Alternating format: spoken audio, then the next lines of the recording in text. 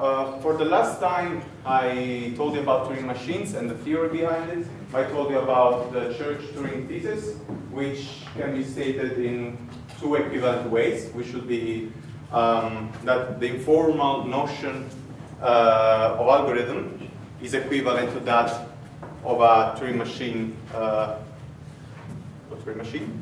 And another equivalent formulation is that all reasonable model of computation are all equivalent, meaning that okay, after Church and Turing proposed their model of computation, so Church proposed the lambda calculus and Turing proposed the Turing machine, they thought they were equivalent, and then many other people proposed their own model, reasonable model of computation. And the nice thing is that apparently it was always possible to map these models back to Turing machines or Church lambda calculus. So many people propose their notion of algorithm, and it turns out that when you do so, and your proposal is reasonable, meaning that it actually makes sense in reality, so that if you operate on that notion of algorithm, you can actually do calculations. As a human being, you can do that. So they started to see that basically they were all equivalent. They were all talking about the same object. Okay, and it is called Church-Turing thesis because it is a thesis. So there's no proof of the Church-Turing thesis because it's not stated as an informal mathematical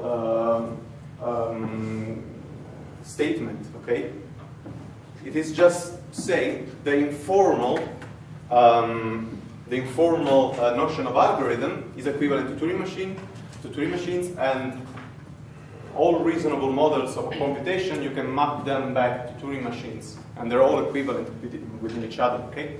So we talked about the Turing machine. I showed you some examples so that you get comfortable with the notation, with the diagrams, and how the Turing machine works. The Turing machines work. I'm going to complete another example today, the one I started on the last time.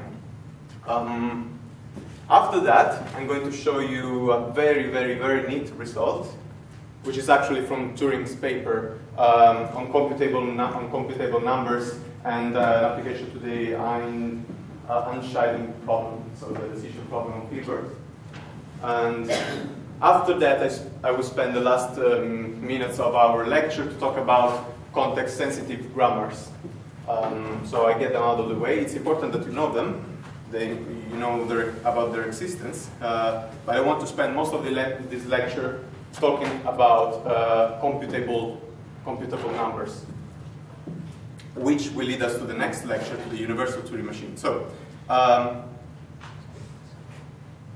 in the last lecture, we were working on the language of strings of the form 0 and 1 and squared.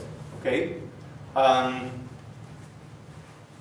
The algorithm I thought about to solve, so to actually recognize this language, was to copy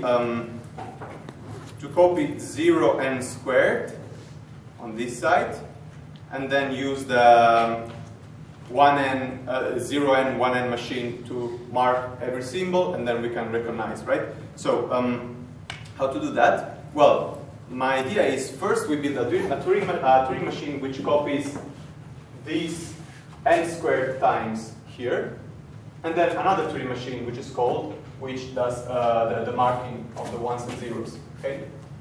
So how to do the 0 n squared machine? As I told you last time. Well, so what is n squared? N squared is n by n, right? So if we had 3 zeros, we want 3 by 3, 9 zeros on the other side. The way I want to do that is by having kind of a nested loop, right? So for every 0, in this case for 3 zeros, right, I want other 3 zeros to be produced, right? If I had 4, other 4 zeros to be produced.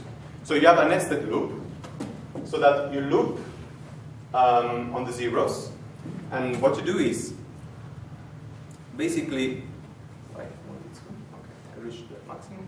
So you copy the first zero, you mark it, you copy it on the right hand side, you copy another one, you mark it, you copy another one, you mark it, and then you say, okay, I did the first iteration, the first zero, so you give it a second mark, an X, let's say, right? So that you know that you iterated one time over all zeros, but you want to do it one time for each zero, so you want to do it 3 times. So the way you do it, so you mark your first zero, you say, okay, I did this one, and then you start again. Copy this one, copy that one, copy the third one, and you mark the second zero, and you do it again. Copy, copy, copy, and then you mark all zeros. And in this case, we will accept, because we're building the machine which copies n squared zeros to the right hand side. And then, so we first build this one, and then we add the marking machine, let's call it, okay? So, a problem that we have here is that we basically need 2 marks, right? So one mark tells us, okay, I copied that zero, and the second mark, this X here, is saying I iterated over that zero there. Okay?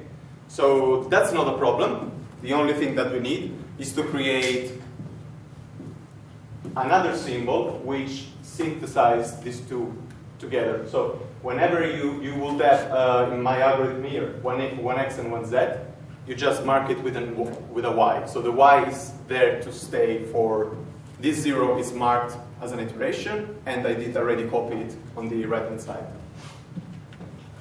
So I actually built the Turing machine so we can go through it together.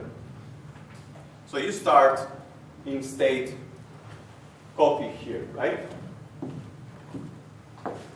So you start on the zero there.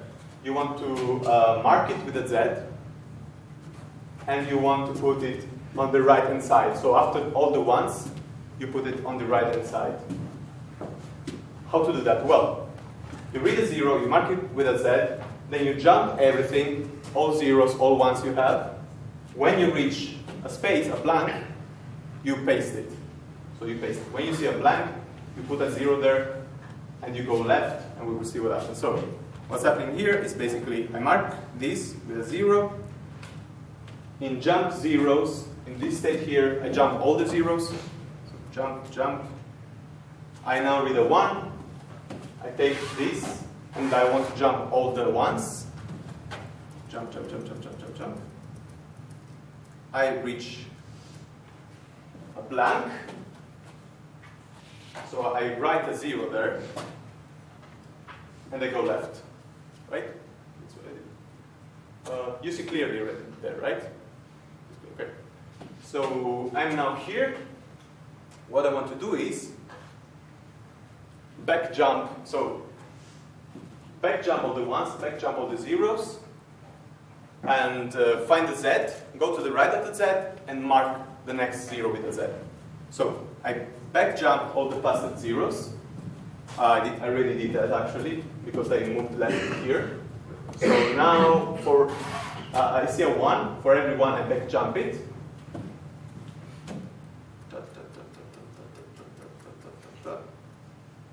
I now see a 0, and I have a state here. Did I write? I think I didn't write it. You see a 0, leave it alone, and go left. I forgot that. So you see a 0. What you want to do is again jump it until you find a Z, and when you find a Z, you move right, and you mark the next 0, right? So that's what you do. You back jump all of them. When you see a Z, leave it alone, go to the right, and start again, right? So mark the 0 with the z, and everything can loop again. So it's exactly what is going to happen here. So you copy it to the end, and the last z, and you go to the end. So, and this is the inner loop, we can call it, right? So first you iterate over all zeros, and that's what we did. So we copied all zeros, and we transferred them to the end of the string. And now we can start the other loop, meaning that because we marked all the zeros, we can say, okay, we copied 3 zeros, so we mark 1, meaning that, okay, I did that iteration there, and you move to the other one, to the second one. So what is going to happen here is that if I am in 1, I go to the left and I see a z, that means that all zeros are marked. If all zeros are marked, I basically delete the z markings, because I'm starting a iteration. I go to the first 0 I find from the right, and I mark it with an X, just to symbolize that I have done that iteration there. So if you see a Z, make it at 0 and go left. If you see other Zs, do the same. So here you're transforming all the Zs back to 0. That's what is going to happen. 0, 0, 0. Stop. Okay. The head went to the left of the tape, so it found a blank symbol. You leave the blank symbol alone, and you go right. For the next iteration, we will need to jump the x's. So the marking, which means that you already iterated over that 0. So we need the state here to say, if you find any x, go to the right. So go to the right of the x, and the first 0 you find, you mark it with an X. So this is what's going to happen now. You mark it with an X, you go right. So 0xr here. 0 is now marked. And now that it's marked, you go again to the beginning, right? So that you can start a new iteration. So what you do is, that,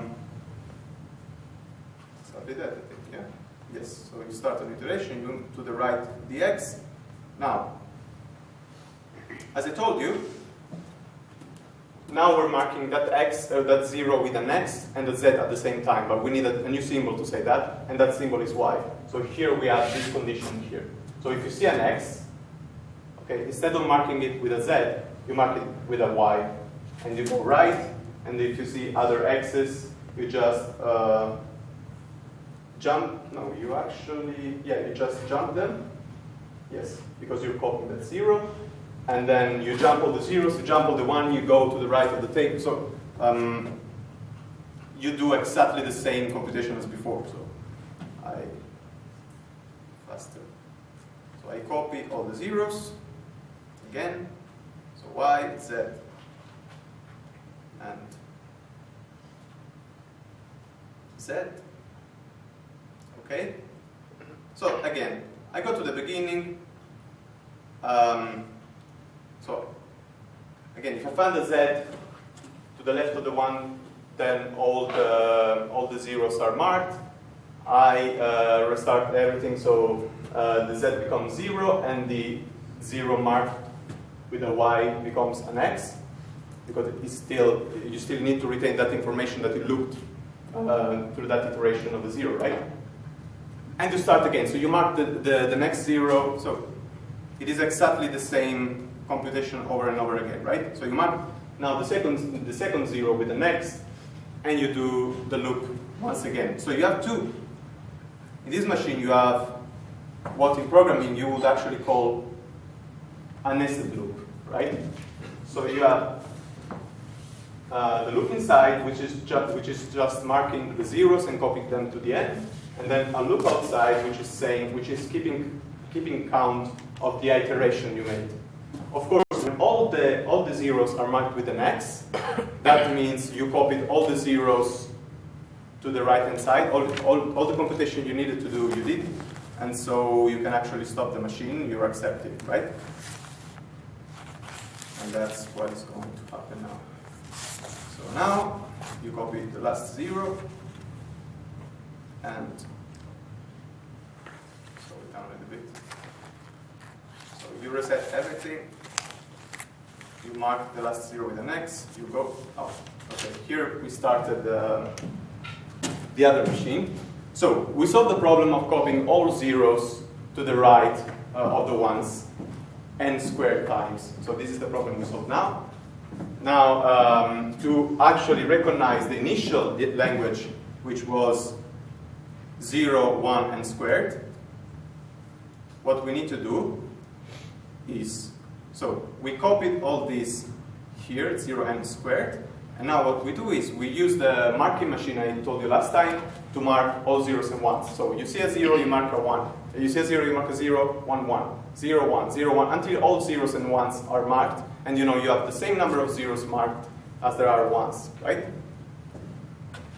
And this is exactly the machine I built here somewhere. Yes? So what I did is exactly that. Once my previous machine finished the computation, I go to the beginning, the last X, I transform it in a dollar symbol just to say, okay, that part of the tape is now off limits. Your computation now has to take effect on the right of that dollar symbol, right? So what I do is I copy all the zeros to the right. In the end, if you once you reach the last one, all the zeros are marked. If you see a 1, reinitialize, meaning that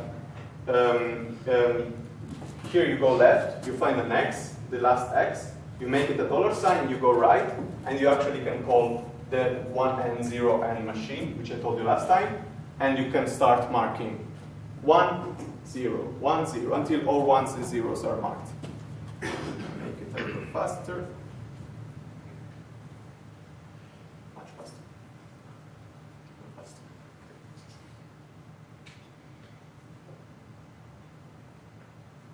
And finally, if all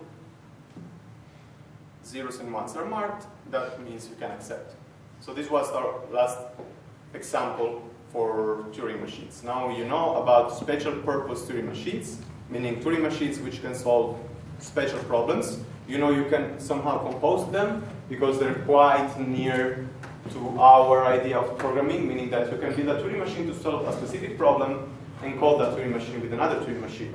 So you can decompose your problem with a divide and conquer approach, which is like the central ability a programmer has to have. And you call different Turing machines to solve these different sub-problems so that you can solve the actual problem you want to solve. Just a word about notation. So I use this notation here in transitions, which is if you see a 1, rewrite a 1 and go left. Seraphim uses a slightly different notation, but really slightly different notation, which will be instead of the first comma, you have an arrow. So you see a 1, you make it a 1, you go left. It's exactly the same. The first comma becomes an arrow. So in the coursework, Seraphim actually designed the Turing machine you're going to see in the coursework. So you're going to find this notation here, but come on guys, it's exactly equivalent. You won't have any problem, hopefully. So we're done with Turing special purpose Turing machine examples. And we can go finally to very, very, very interesting stuff.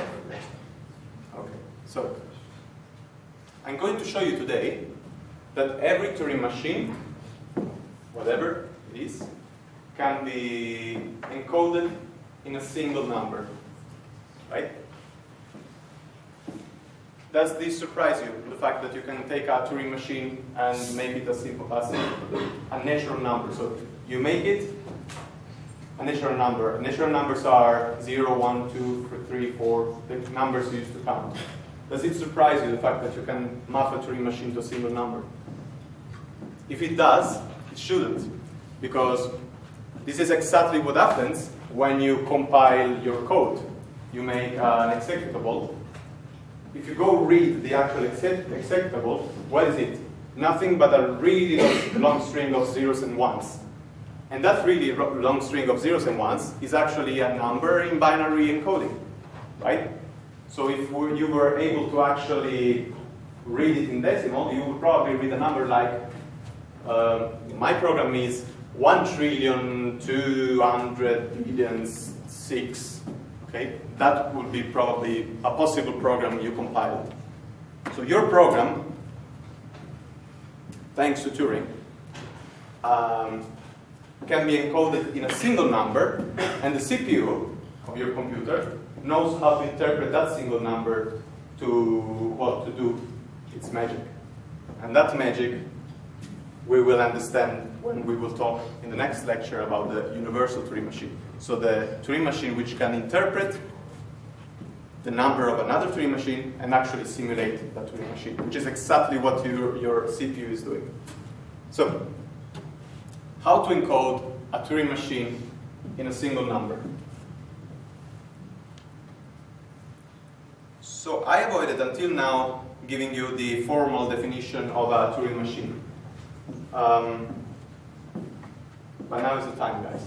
So a Turing machine can be thought of as a 7-tuple, meaning if you give me 7 objects of this 4, I know perfectly of what Turing machine you're talking about.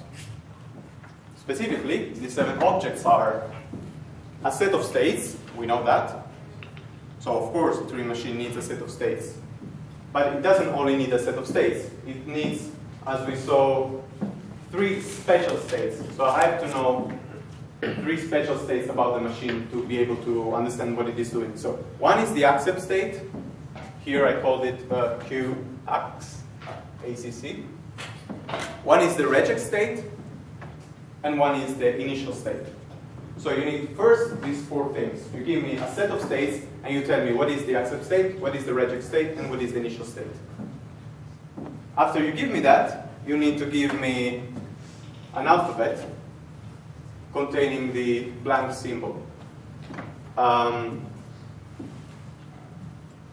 So the gamma is the tape alphabet. Of course, you need to tell me what the alphabet is, otherwise I cannot build you the Turing machine you're asking me to build. So think about this as you going to a professional and you tell him, I want to build a Turing machine, and the professional tells you, okay, you have to give me a set of states, you need to tell me the accept, reject, initial state, you need to tell me what alphabet you want to use, which is the gamma alphabet here, with the blank symbol, which is a special symbol, you need to tell me what it is. And so we have 6 things now. We need the last one because it's a 7-tuple.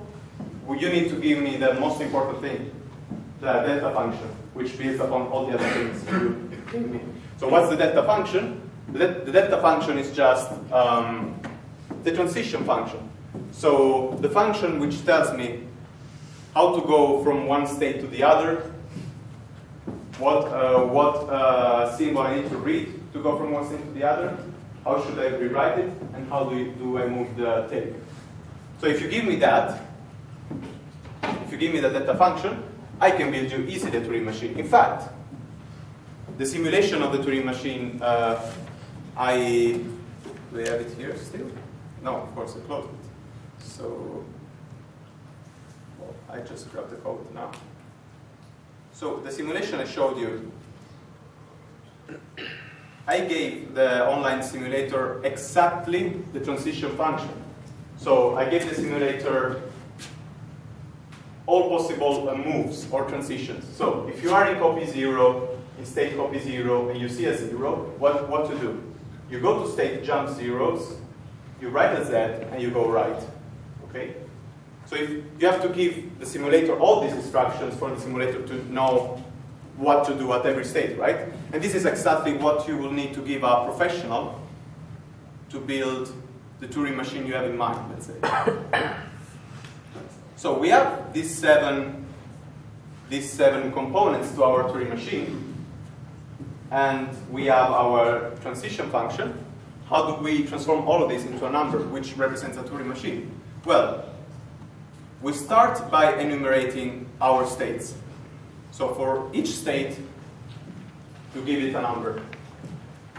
In particular, in the encoding I want to use, so of course you can use many encodings, right? You can use many encodings, so there's many ways to compile. So for example, if you want to compile a software, right, you can compile it for different architectures. And what you're doing is exactly using different encodings, so that different machines, which interpret numbers differently, can know what to do. So in my case, I'm using a simple encoding, which is for the states, the accept state is always 1, so it's always number 1. Reject state is always number 2. The initial state is always number 3. And then we start. Q1 is 3 plus 1, 4. Q2 is 2 plus 3 plus 2, right? 5. Qn is n plus 3 plus n, right? Because we use the first 3 numbers to have the accept, reject, initial state. Now, you could say, yeah, okay, but these states here, these labels here, you invented these labels. I could use other labels for other states. Yes, of course. But if we can agree that we always call the accept state Q accept, we always call the reject state Q reject, and the initial state Q initial, the other states, it doesn't matter what labels you use. You just transform them to these labels here. It doesn't make any difference for the working of the Turing machine. The Turing machine doesn't actually read your label. Okay? So the important thing is that you have different labels, but it doesn't matter about the name. So we enumerated the states. The second thing we need to do is enumerate the symbols. So there's a special symbol, which is the blank symbol. It is special because your tape has to include at least a blank symbol. Okay? And in fact, every input string is surrounded by blank symbols. So that blank symbol has to be there, and you have to tell me what it is when you give me your Turing machine. I symbolize it with this symbol here, and I always give it the number 1. So because every Turing machine that you can ask me to build has to have the blank symbol, every time you give me your Turing machine, I just enumerate it with 1. And then the other symbols, it doesn't really matter. You just give every symbol a number. So 2, 3, and plus 1. So of course, here I'm symbolizing the symbols with variables. So sigma 1 is not an actual symbol. It depends on your Turing machine. It could be 0, 1, A, B, C, doesn't matter. So here you have the symbols, you enumerate them. And finally, so the thing I want to do in the end is express the delta function only with numbers. The only thing that is left for me to enumerate, so I enumerated Q, I give numbers to states. I enumerated gamma, I gave number to the input, the tape alphabet. Now I give numbers to left and right. I choose 1 for left and 2 for right, doesn't really matter. Now, once I did that, I can Godelize delta, and it sounds so amazing. So Godelize, guys. So let's Godelize this transition here. Let's make this transition. Let's build a number of this specific transition here. So we have Q3. We learned that the number I give to Q3 is 3 plus 3. Because I already used 1, 2, and 3 to represent accept, reject, and initial state. So 3 plus 3 equals to 6. Sigma 2 It's 3 because it's 2 plus 1, because I used one number for the blank symbol. So 3 plus 3, 2 plus 1, and then the initial state is always 3. That's how I define my enumeration. The blank symbol is always 1. That's how I define my enumeration. And right is always 2. That's how I define the movement. So, as you can see, each move is completely defined by five things, 5 objects, right? And it is exactly what I needed to give my simulator, right? So for my simulator, I need to give it a state symbol. Given a state and a symbol, you have to give state, a symbol, and a movement. So it's 5 things. And this is a move or a transition. And I needed to give it all the transitions. But it's just these 5 things, right? So I have a 5 tuple, a quintuple, for each transition.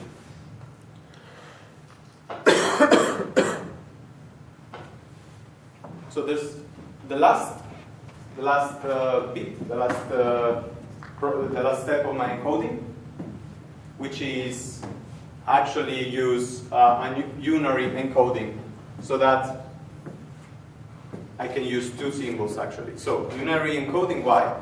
Well, basically, okay. So the unary is just, if I have 6, instead of writing 6, I write 6 ones. Okay, so 1, 1, 1, 1, 1, 1. This is the unary encoding. It's really stupid. It's the most stupid way, let's say, to write down a number. But why I want to use that? So I can use ones for these numbers and zeros to separate them. And then I have a Turing machine which uses ones and zeros, and binary is pretty handy, so I want to use binary. And that's why I want a unary encoding for all these numbers here. So 6 becomes 6 ones. Then I have a 0 to divide it by the next number, so you can think about the zeros being the comma if you want. But the important thing is that we divide it by the symbol. So 3 becomes unary 3, 1, 1, 1. 0 to separate it. You have a 3, 1, 1, 1. 0 to separate it. 1 is 1. To separate it, you have a 0, then 2, 1, 1. And then you conclude the quintuple with a 0, 0. Why is that? Because I'm actually going to... So, this number here is a binary number if you read it, right? There's 1, 1, 1, 1, 1, 1, 0, 1, 1, 1, 0, 1, 1, 1, 0, 1, 0, 1, 1, 0, 0.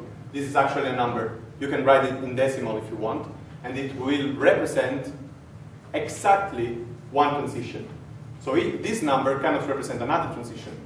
For my encoding gives all the rules to say if you read this number, you can map it back to exactly this transition here. Okay? So what I want to do is now encode all transitions like this, and then put them one after the other. Okay? Why is that? Because in that case, I have a huge number, but it's still one number, which encodes all the transitions in my Turing machine. And by having that, I have my machine description. So I have all I need to identify exactly one Turing machine, the Turing machine I have in mind. So, exactly this. So, do you understand why composing all the transitions one after the other and put them together gives me all I need to have my Turing machine? Is it clear? Because, no? Okay. So, because I can show you that it's pretty easy to now decode for us my encoding, and that should give you the intuition that my encoding actually can exactly identify one Turing machine. So let's do one example. So let's say I have this really stupid Turing machine here. I didn't actually put the reject state, but as I do from the start of the course, whenever you don't have a transition, you're implying that that transition goes to a reject state. Okay? So here, for example, let's say that let's see. So for example, I'm using two symbols here, 0 and blank. But here I have nothing to tell me what to do if I'm in this state and I see a blank symbol. So if I don't have that transition, that means that if that happens, you just go straight to reject. I won't write the reject states just because it is implied and it makes for nicer graphs. That's pretty much the reason. So in this case, I have this really stupid Turing machine. What does it do? I don't really remember. Sorry? Sets everything to 0. Sorry? Does it just set everything to 0? Oh, sorry, all to 1?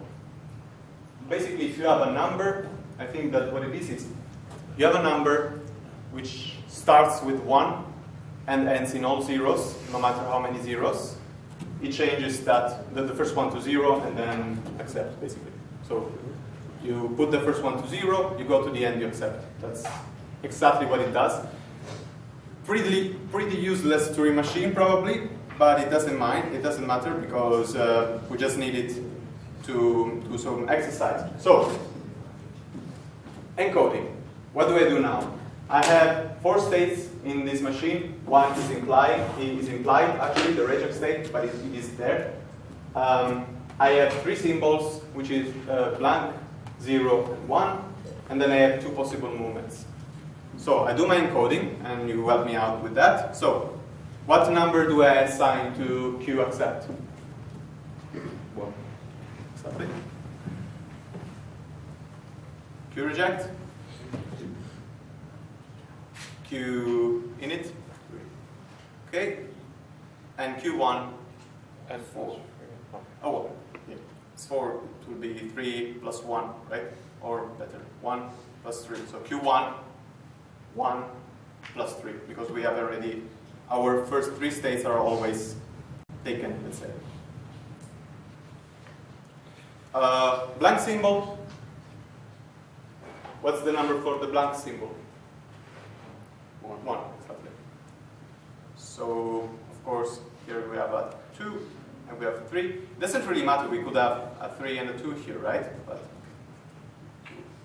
3. And what movements? 1 and 2. So I have all the numbers, and now I'm going to actually godelize. Let's godelize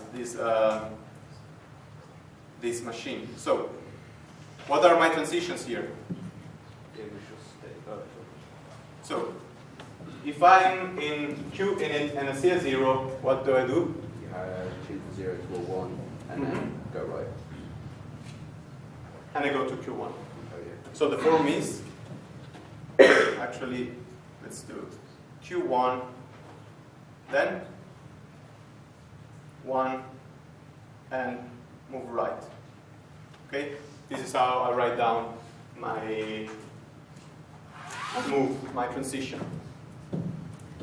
So now let's godelize. What number is Q in it?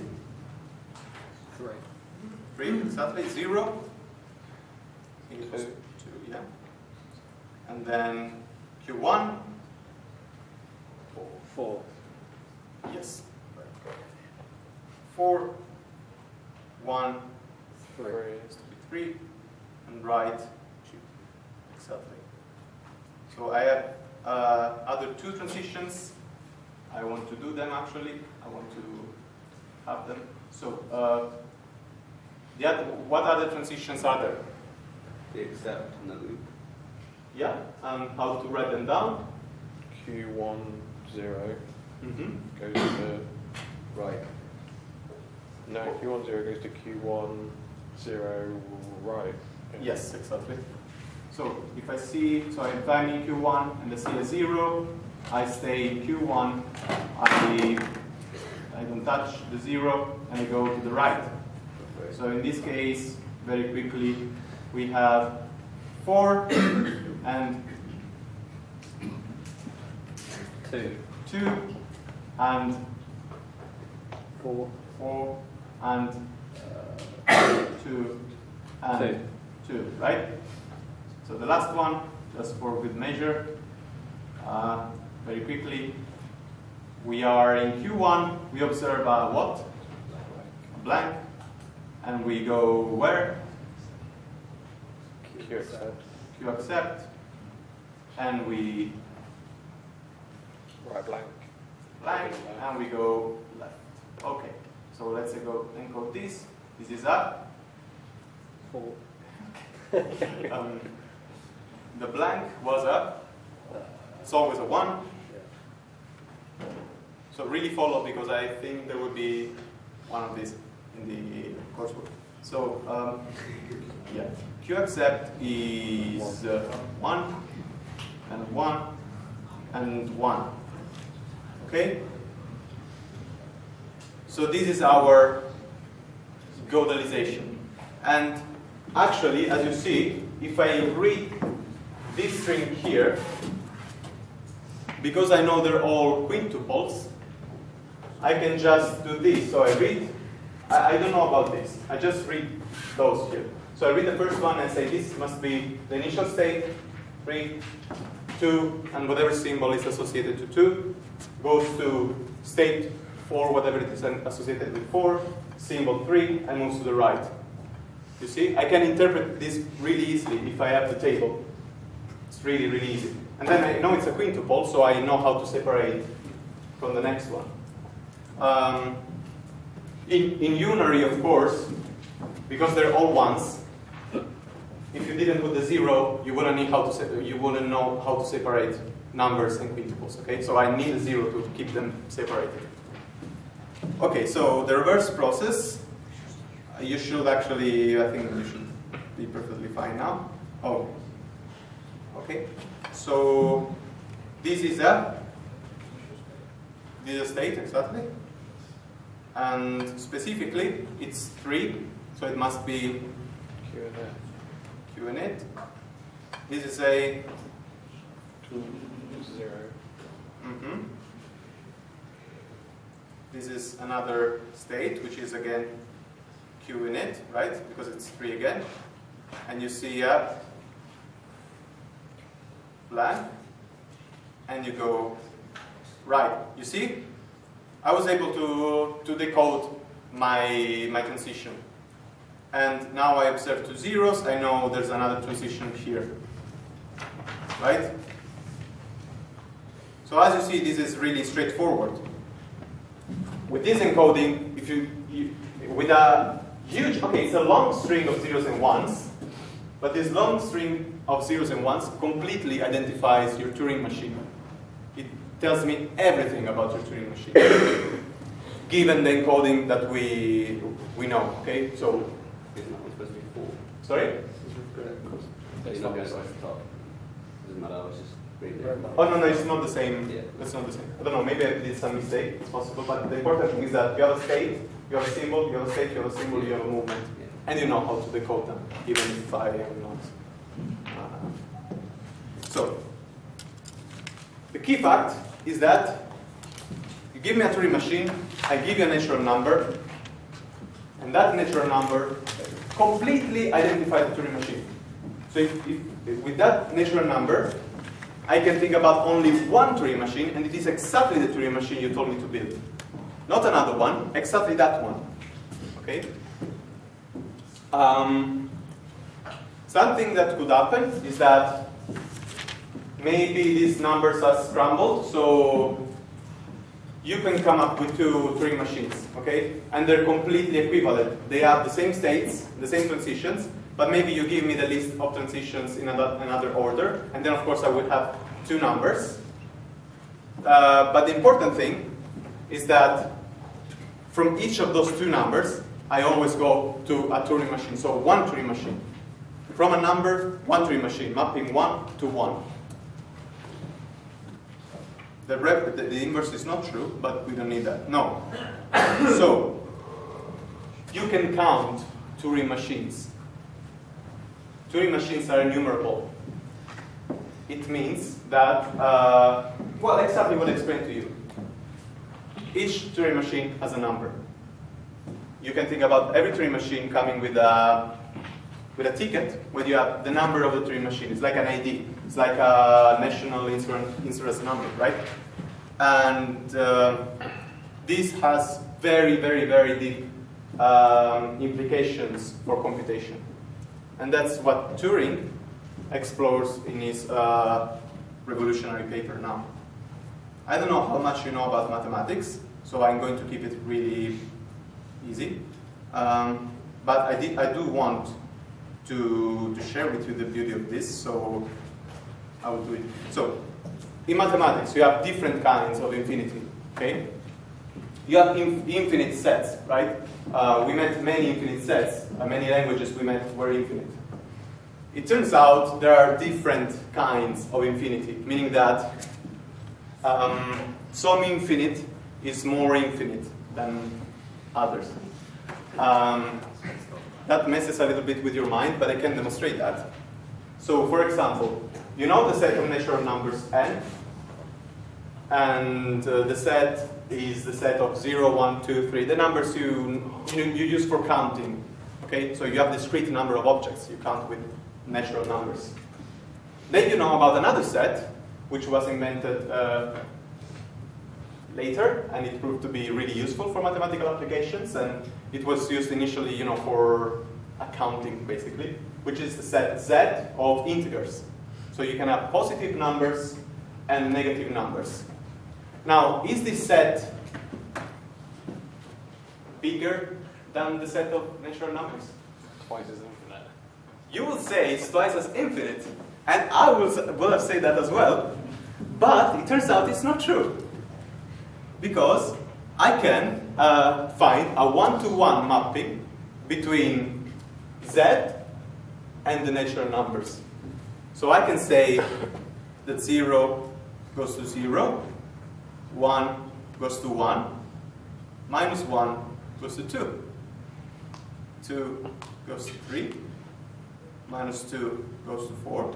And then I can actually write down a general formula, right? So that for every possible integer, I give you a natural number, right? So for example, well, you already can see a pattern. If I give you the integer minus 3, what natural number would you spit out? 6. Right? And the same here. If I give you 3 here, 5. okay? And for every integer I can give you, you are able to give me exactly one natural number. So there's a one-to-one mapping. But that means n has the same number of elements, let's say. It's the same kind of infinite as Z.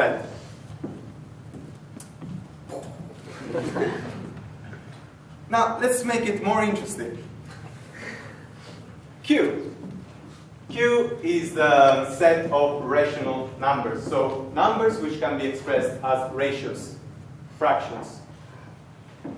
Is this set more infinite, let's say? Does it contain more elements than n, the set of natural numbers? Come on, I know you want to say it. I'll say yes, because each integer has parts of integers in it. I'm wrong. No. No. You will say, but it's squared, right? It's like you have a square. It's like you take n and you square it because you have, two numbers for each one. But no, because I can give you an algorithm that maps every number in Q to a natural number. And it's pretty easy once you think about it. You just 1, 2, 3, 4, 5, 6, 7, 8, 9, 10. Okay? You can actually write this down. Okay? You can write down a formula so that for each of those, for each rational number, you can give me a natural number, right? A very brute force algorithm, what would it do is, for example, you give me 128 over 7, okay? The algorithm will find where in this table that number is, right? and then it will trace in that way. So dot dot dot dot dot dot dot dot dot dot dot dot dot until it finds that number. But once it is found, it is perfectly identified. Okay? So every number in Q can be mapped to a natural number. It is countable, it is enumerable. Now, let's have another set. The set of real numbers. As you know, it's an infinite set. Like the rational numbers, between one real number and the other, you have infinite numbers. So what I want to ask, so the real number is the set of points on the continuous interval 0 and 1. Actually, you can map this to infinity, but it is the same. You can define it on 0 and 1, and then it holds for infinity, it doesn't matter. So, is the set of real numbers enumerable? Yes? No! It is not. It's more infinite than the set of natural numbers. And you can prove it. You can prove that it's more infinite. You have so many more numbers that you really cannot enumerate them. And the proof is here. Was Cantor proving this. So, let's assume that the set of real numbers is enumerable. Then I can build a list, okay? So this real number here maps to 0, this real number here maps to 1. You list them, right? 2, 3, 4, infinity. So let's say this is true. Now a real number has an infinite number of digits, let's say. You can represent it as a decimal number, or you can represent it as a binary number, but it's something like 0 point, and then 0, 1, 1, 0, 1, 0, 0, 1, 1, infinite. Okay, this is the power of the continuum of the real numbers. So let's say that you can list them. Now, a little thing about notation. What I'm doing here is, this is not an exponent, meaning that this is not x to the third. I'm just giving it a number. I'm giving it a number. So I actually did it stupidly because I could have put a 0 here, and that will correspond to this 0 here, and then 1 here, 1, 3, 3. It's just to say they're all different digits, okay? And then first position, second, third, fourth, okay? So let's assume this set here can be enumerated. Let's assume it's a list. Then what Cantor says in his diagonal argument is that if you have this list, let's say it's in binary. It doesn't matter, but let's say it's in binary. Because if you can represent a number in binary, of course you can represent it in decimal, ternary, however you want. So let's say it's in binary, so you have something like 0, 1, 0, 0, 1, okay? What Cantor says is, okay, you give me that list, and I found you a number which is not in the list. How do you do that? Well, you take this digit here, let's say it is a 0, and you build your number as 0.1. So you do the opposite. You negate it if you want. You take this second digit here, let's say it's a 1. Let's put a 0 here. Let's say this is a 1 again. You put a 0 here. This is a 0. You put a 1 here. This is a 1, put a 0, etc. Oh, messed up. What happened here? So, for each of these diagonal numbers, you negate them and you build another number. But this cannot be in the list, right? Why? Well, because this here is different from that there. This here is different from that there. This here is different from that there. So this number has this number must be different from all the others, because that's exactly how I built it. I built it by taking a digit from every other number and do the opposite. So it must be different, right? And you say, oh, well, okay, let's add it to the list then. We have infinite natural numbers. We add 1, we don't care. Yeah, now it's on the list. You do exactly the same, you find another one. So it's like you have sand in your hand, okay? There's too many real numbers that you cannot list them. Some of those just escape as you write, right? So the set of real numbers has more elements than the set of natural numbers. So it's a different kind of infinite. It's infinitely more infinite. And that means one thing, that because Turing machines are enumerable, that must mean that Turing machines cannot compute all real numbers. Because let's say that we put every Turing machine at work by printing out a number. Okay, so we build many Turing machines, they print out a number, they compute a number. But Turing machines are enumerable. So you can have n, as in natural number, Turing machines, but you have many more real numbers than Turing machines. So Turing machines cannot compute all real numbers. Some real numbers are just uncomputable. And in fact, Turing defined in his paper the notion of computable number. So a computable number is a number which can be computed by a Turing machine. Is a number which can be computed algorithmically.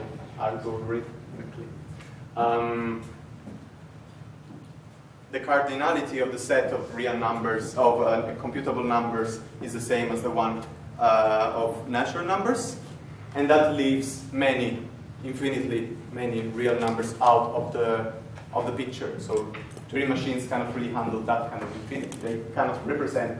There's no way algorithmically to compute an infinite amount of real numbers. Some real numbers you can compute. For example, you have very clear algorithms on how to compute pi, or Nepper's number. You have many algorithms to compute many real numbers. But the fact is, infinitely more real numbers just cannot be computed by any Turing machine. And that's a heavy, well, you can think about it as it has to give you the intuition of the fact that Turing machines are not these all-powerful objects. They cannot compute everything, and because they cannot, our computers cannot. Okay, so before we go on, are there any questions about what I told you the last hour? Any question at all? We have time today. Any? Really? Okay. So, okay. A little review. So what I showed you today is how Turing machines can be encoded in natural numbers. How did I show that? I showed you that I can build one-to-one. I can build an encoding which, starting from a Turing machine, produces a natural number, and that natural number completely identifies that Turing machine. Actually, many natural numbers can identify the same Turing machine, but that doesn't matter, because what I wanted to prove you is that the number of Turing machines is of the same size as the number of natural numbers. So there are as many natural numbers as Turing machines. The infinite of the set of Turing machines is the same kind of infinite as the set of natural numbers. They have the same cardinality. That's how it is called. So I showed you my personal choice of encoding of a Turing machine, and that's the kind of encoding that I will ask you to use in our coursework. So what's that? So to encode a Turing machine, you use what is called a Gödel encoding. So you basically enumerate the various parts of the Turing machine, and those numbers give you the actual encoding. In my case, I did a step, another step, which was to encode those numbers in unary, so that I get something. So I encode the numbers in unary, but my actual tape is in binary because I have zeros to divide the unary numbers. And the reason why I did that is just, well, because really we work with binary numbers in computers and they're handy, and I want to use binary numbers. And so my encoding produces something which is called a machine description. And in the next lecture, I will show you that there's a machine which can interpret a machine description of every other Turing machine. So you give this machine a machine description as an input, and this machine simulates the described machine, the machine you described in the input. And that's exactly what happens at the level of your CPU. So the CPU of every computer is basically, okay, it's not exactly a universal Turing machine, but it works on the same principle. So the existence of the universal Turing machine, which is this machine that can interpret machine descriptions and simulate those, the existence of the universal Turing machine is the key fact that creates your jobs, your next jobs. So it's the key fact that creates the software industry. Because if the universal Turing machine wasn't there, if it wasn't a mathematical possibility, let's say, then for every Turing machine, you would have to build a new piece of hardware. So for every single purpose, for every single algorithm, you will need to build a specific computer carrying out exactly that algorithm. But Turing was very kind with us and showed us that a universal Turing machine exists, and that means that our computers can run an infinite amount of algorithms, basically. So this universal Turing machine is the reason why we're here. You're here studying computer science. But this is something for the next lecture. Next lecture will be very, very interesting and a little heavy because we're going to discuss the key facts of computation theory. So the next lecture is really the top, where we reach the top of our meetings. So we'll actually, all I told you before was like an introduction to the next lecture. So I showed you how to Gödelize the Turing machines to get a machine description. That machine description is exactly a number, and I showed you that real numbers are infinitely more than natural numbers, and that means that an infinite amount of numbers cannot be computed by Turing machines. And that, I remember what I wanted to tell you before, is that two facts. One, I'm using one. How do real numbers that cannot be computed by any Turing machine look like? They look basically really random. So it's something that cannot be created by any algorithm, right? So you cannot find any shorthand to create that number. So when you look at that number, a real number that cannot be computable, it's not computable, you will see a string of numbers with no pattern at all. Because if you had a pattern, you could actually build an algorithm to reproduce it, right? And another amazing fact is that real numbers have, okay. Let's say pi. Pi is a real number. Pi has an infinite number of digits when you represent it in binary, for example, or in decimal. So you have pi is 3.1416. Don't remember, but it's an infinite amount of numbers, right? And they're non-repeating, meaning that there's no period. So if you represent fractions in binary or in decimal, whatever, if you represent them you can find a period. So there's always some pattern in there. And this, I don't know, 0.023, 023, 023, you have a period, right, for rational numbers. For real numbers, some real numbers don't have a period. That's pi, for example. And because it's an infinite string of non-repeating numbers, you can actually find in it every finite string. So if you can think of a finite string in binary, 0, 1, 0, 0, 1, 1, 0, 1, 1, 0, 1, 1, 0, 0, 0, 1, somewhere inside pi you find it.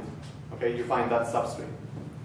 But because we learned that every Turing machine can be mapped to a natural number, and actually you know that every program, every software can be mapped to a natural number, so to a string of zeros and ones, every software, every video, everything that can be digitalized, it's contained inside pi. So never try to compute pi, because that's piracy, okay? Okay, so let's talk about context-sensitive grammars. Is it in the end? Okay. Let's show it here. So we talked about the Chomsky hierarchy. I told you a lot about DFAs, the fact they're equivalent to regular languages. I mean, the language accepted by DFAs are exactly regular languages, and linear grammars generate exactly regular languages. Deterministic context-free languages are recognized by deterministic versatile machines and generated by LRK grammars or linear grammars.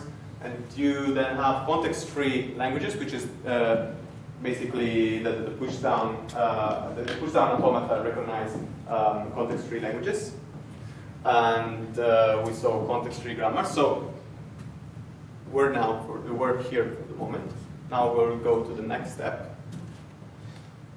which is context-sensitive languages. I won't be talking about linear bounded automata. Basically, what they are is they're just non-deterministic Turing machines which recognize languages. So for the space these machines need in the tape to do the computation, to recognize a string, is a linear function of the string.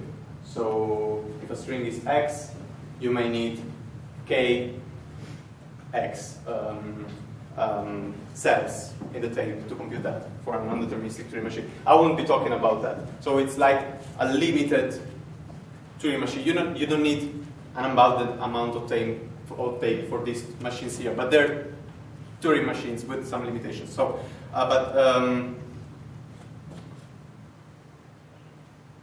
we're going to talk about context-sensitive grammars, though. And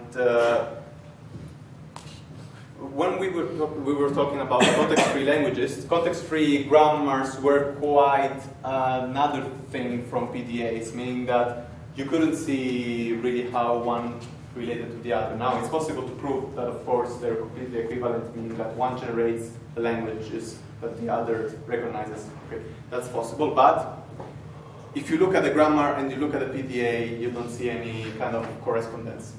You don't see any. Whereas when we saw the linear grammars for DFAs, it's actually really, really easy to transform one to the other, right? It's really, really easy, and the correspondence is really, really clear. Okay, we lost that correspondence for context-free languages, but we're going to regain it for context-sensitive grammars. So now I will show you how context-sensitive grammars work, and you will see that by looking at a context-sensitive grammar, you can actually see a Turing machine doing its thing. So I will show you now why I say that. Okay, first of all,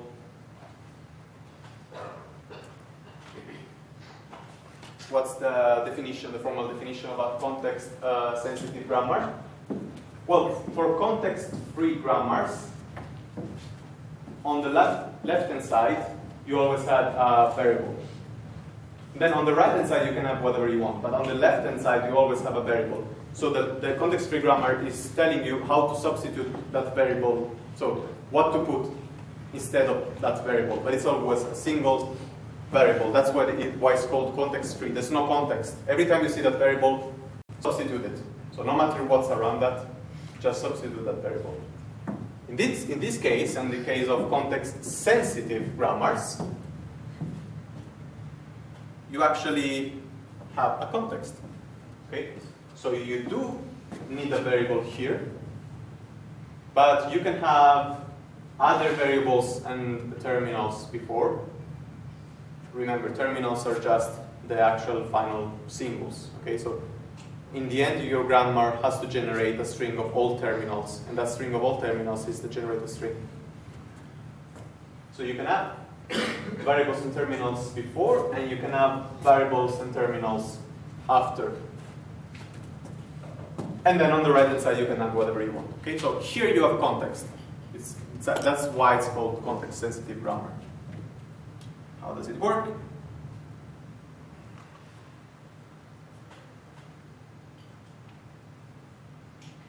Okay. So let's take a context-sensitive language, and let's build a context-sensitive grammar. So this is a context-sensitive language. A language of all strings from 0 and 1 that contain 0 and n zeros, n ones, and then n zeros. Okay. How to do that? Well, we always start with a initial start variable, because that's in the definition of grammar. And then we do something like this. L, D, A, B, C, let's say, and R. And I'm putting these symbols like that, and I give you now an operational meaning of what they mean. So think about this as the tape of a Turing machine. You have some left symbol. So L, you can think about it as the, how to say that, the left boundary of the tape. Right will be the right boundary of the tape, okay? You can think about D as being the read-write head, and A, B, C, something in the tape. So, why did I write this? Because with these grammars, you can again think about algorithms. So the algorithm I want to use here is to take those A, B's, and C's, give a pass with my read-write head, and double every time you see the first A, every time you see the first B, and every time you see the first C. So what you do is, you see A, do AA, B, B, B, C, C, C, right? And then what I want to do in the end is transform A in zeros, B in ones, and C in zeros again. So you, with this procedure here, you get strings of, for example, you get 0, 1, 0. Then if you do another pass, you can do 0, 0, 1, 1, 0, 0, 0, 0, 1, 1, 1, 0, 0, 0. Okay, so that's the general algorithm. And of course, the grammar will, in the end, generate all strings of the form 0 to the n, 1 to the n. Actually, because n could be 0, I'll put an empty string here, just for good measure. So, what to do now? What I want to do now is, if you see LDA, so here we're really talking about if statements actually. If you see LDA, make it LAAD,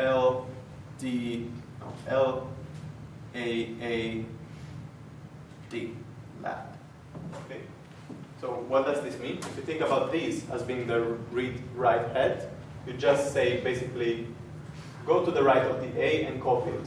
So leave a copy of AA. Okay.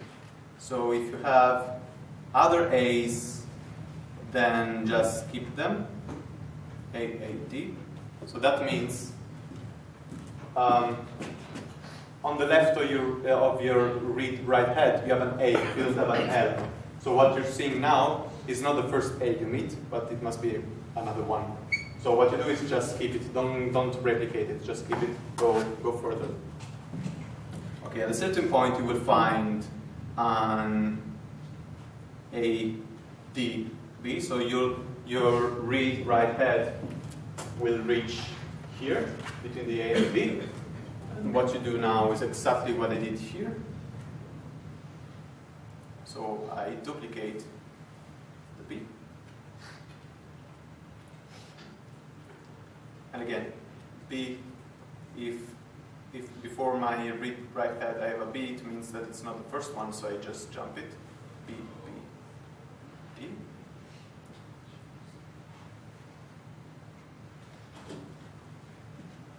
Okay, BBD. And then again, I could, so once I jump all the B's, I reach state of B, D, C. So my D is between the B and the C, so the C is the first C I see, and I duplicate it. So if I have B, C, D, oh, B, D, C, right? I have now B, C, C, D. That seems right. And then another state I need to add, another variable, sorry, another rule. Now you can see the pattern, right? So what should I put now? So I'm now CDA. here. Sorry? I was going to say CDA. CDC. CDC. Yeah. So that means that if on the left I have a C, that means that it's not the first C I am seeing, and I just jump it. Okay, now I tell you what's my plan now. So I jumped everything. I'm in the end. What I want to do now is tell the read-write head to go to the beginning and possibly start again this process, right? So I can use the R to tell the read-write head to go in the opposite direction. So now you go left, you don't go right anymore. How do I do that? Give me a hand. CDR or something like that. CDR goes to. Actually, I don't think you even need a C. You don't need three symbols, right? I'm using three symbols here because I actually need the information. So I need to know if before the DB I have an A or I have a B, because the behaviors are different. But in this case, I'm sure that there will be a C before my D. So I would just not do it. So if I have DR, I now want to have my read-write head go in the opposite direction. So what I do is I create another variable still. So E is now my read-write head, but just a way to tell it to go in the opposite direction. So if I see E, R, what do I do? So if I see now, for example, C, E, I want to go in the left direction. What do I do now? EC.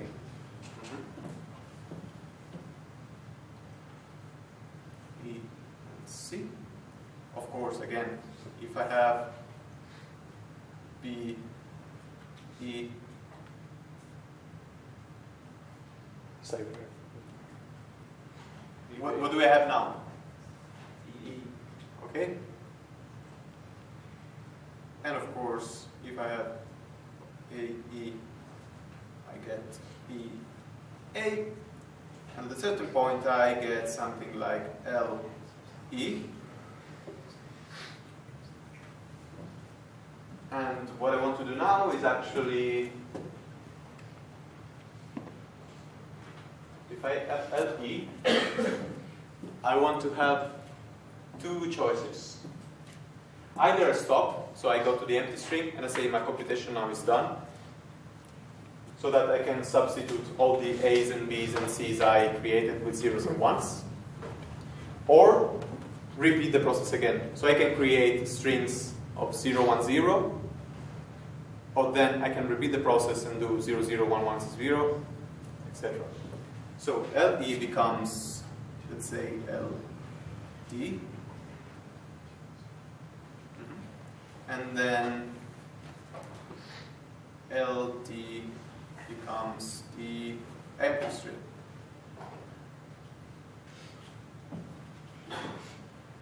So as you see, I'm creating non-determinism here. Of course, non-determinism is normal in grammars because I can observe LD or LDA. Now, I can choose between those two rules, and depending on what rule I choose, either I restart the computation, so I reduplicate AA, BB, CC, or I stop and they start substituting. I actually write this on the right so they're visible. A can go to 1. Was it 1? Was it 0? So the language is 0 and 1 and 0 and. So A to 0, B to 1, and C to 0. Okay? And I need to add another rule, I think, which will be. So, what happens here? Let's trace some steps of this computation. So I start with L, D, A, B, C, R. Okay? I do one pass, and what I get is, so the end of my string will be dr. I know that. What will be before? So I follow the first rules. What will happen to this stuff here?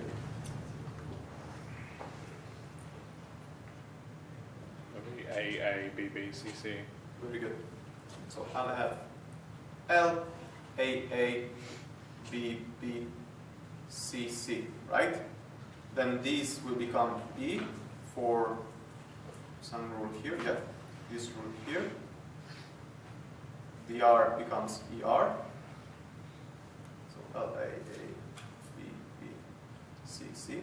And by the following rules, I just go back until I find an L. So this becomes L. I'm jumping a few passages because then I would have to stay here for 3 hours and we don't want that. So this becomes LE, AA, BB, CC, R, LD, AA, BB, CC, R. Now, once I reach that, I have two choices, as I told you. Either this LD becomes epsilon, or I start again, like this. You see, I have LD A here, so I can start again from there and reduplicate. So this will be L, A, A, B, B, B, C, C, C, D, R. Okay? So I can do that many times. But in this case, I'm just going to substitute this for epsilon. This becomes epsilon. And for the other things, really the only rules I can follow are just to make this a 0, this a 0, this a 1, this a 1, this a 0, this a 0. And I'm missing an R, so what I will do is R goes to epsilon. Now by doing this, I have a problem now. So I did create the string I wanted. So all strings I will create now are of this form here. So 0n, 1n, 0n. Okay? If I want more, if I want 0, 0, 0, I just repeat the replicating part of the rules. Now what I did now is I created a rule, R goes to epsilon. And actually there are many rules that are problematic in a way, and I will tell you in what sense. Because I have A goes to 0, B goes to 1, C goes to 0, and R goes to epsilon, right? My grammar could start substituting at any point, let's say. So at every step, I can choose what rules to apply. So my grammar is highly non-deterministic. So one possible computation will be to substitute this A here with a 1, for example. At this step, I decide to do that. But this breaks everything. Because when this E here wants to go back, it will find something which is not in the rules. So the computation in a certain sense breaks.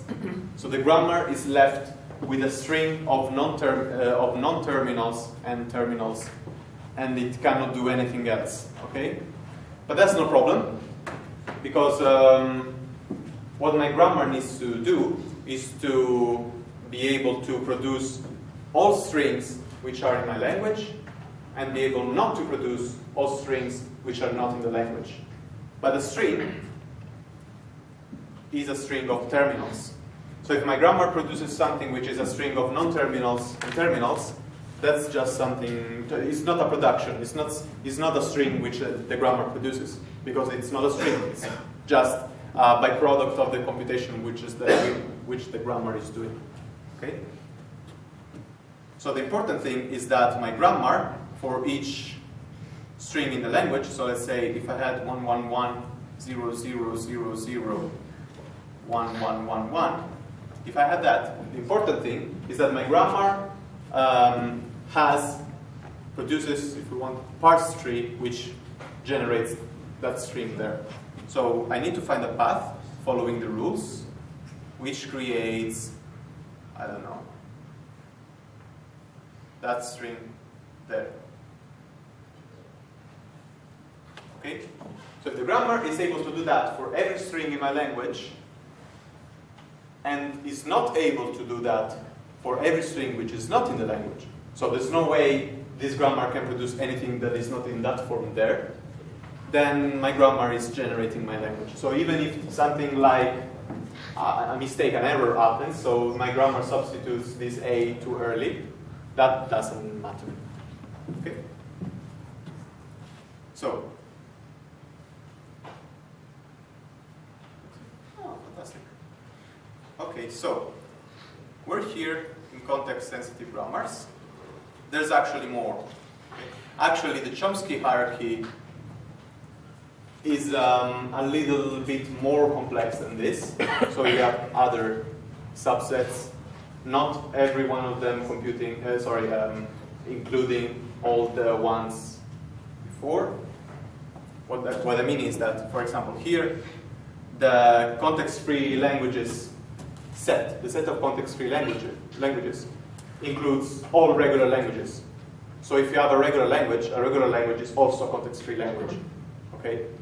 And in fact, non-deterministic push-down machine can recognize easily all that DFA can recognize, right? So that's the same for context-sensitive languages. So every linear bounded automaton can recognize everything that a non-deterministic push-down machine can recognize, and what a DFA can recognize, because it has more computational power. So you would expect that, right?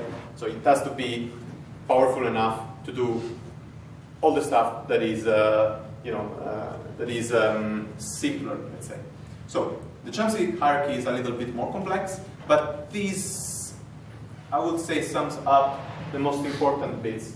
So you have DFAs, deterministic push-down automaton, non-deterministic push-down automaton, linear bounded machines, and then you have something we will talk about a lot in the next lecture, which are deciders, and so deciders and Turing machines. Well, a decider is a Turing machine with a caveat, which is that the decider is a Turing machine which always halts. The decider always halts. As you know, a Turing machine can loop forever, right? In fact, you should expect that. That's a possibility. You can write a program which loops forever if you're not careful. I did when I started programming in C, like every day, and I never understood why my programs never returned. So deciders always halt. For every input, they say yes, no. They either accept or reject. And the languages that are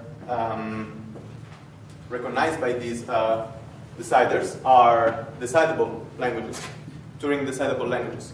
So for that languages, for that problems, you know that your Turing machine is always going to accept or reject. And that's a neat property. It means that if you have a problem of this category here, your program will find the solution. Okay? If you go up, we find Turing machines, the general construction of Turing machines, and they could loop forever. So there are problems for which a Turing machine either accepts, it can reject a string, or it can loop forever for that string. Okay? So there are problems for which you write a program, you sit in front of your desk, and you never know if you're going to die there waiting for your program to stop and say yes or no. Okay? So, and this class is the class of Turing recognizable languages. And the grammars are called unrestricted because basically you can substitute everything with anything. Context-free grammars.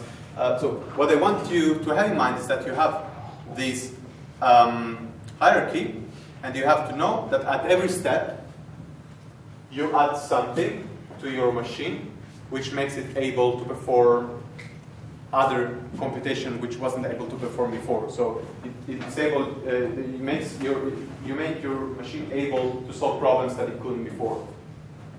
So we saw you add unbounded memory to the FA, but you can only read a specific part of the memory. You get something more powerful.